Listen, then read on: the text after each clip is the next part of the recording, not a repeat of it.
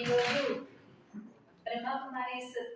విశ్వవ్యాప్తంగా వ్యాపించినటువంటి 140 దేశాల్లో ఉండేటువంటి చీఫ్ అడ్మినిస్ట్రేటర్ అయినటువంటి దాది ప్రకాష్ మణి గారు పరమపదించి 18వ పుణ్యస్మృతి దినోత్సవం సందర్భంగా బ్రహ్మకుమారీస్ వారి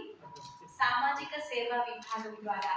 మన పాడేరులో స్థానిక బ్రహ్మకుమారీస్ సేవా కేంద్రంలో రక్తదాన శిబిర కార్యక్రమం ఏర్పాటు చేయబడింది. నిజానికి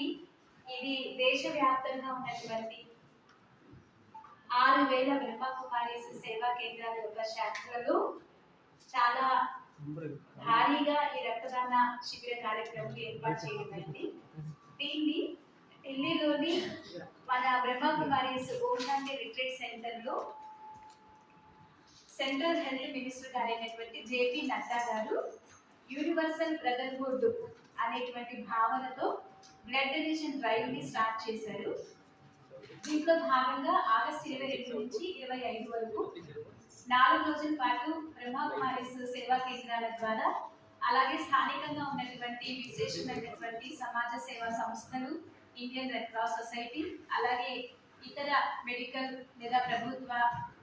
ఇతర ప్రభుత్వేతర సంస్థల ద్వారా అందరినీ కలుపుకుంటూ ఈ బ్లడ్ డొనేషన్ క్యాంప్ ని కండక్ట్ చేయమని ఈ రోజు ముఖ్య ఉద్దేశంతో ఈ కార్యక్రమాన్ని ఇక్కడ స్టార్ట్ చేశాము. ఈ కార్యక్రమానికి మన స్థానిక టీడీపీ ఇన్ఛార్జ్ గిద్దీశ్వరి అక్కయ్య, అలాగే మాజీ శాసనసభ్యురాలు ఈ కార్యక్రమానికి విచ్చేసినందుకు వారికి హృదయపూర్వకంగా సుస్వాగతం తెలియజేస్తూ ఈ కార్యక్రమానికి ఉద్దేశించి తమ శుభాభినందనలు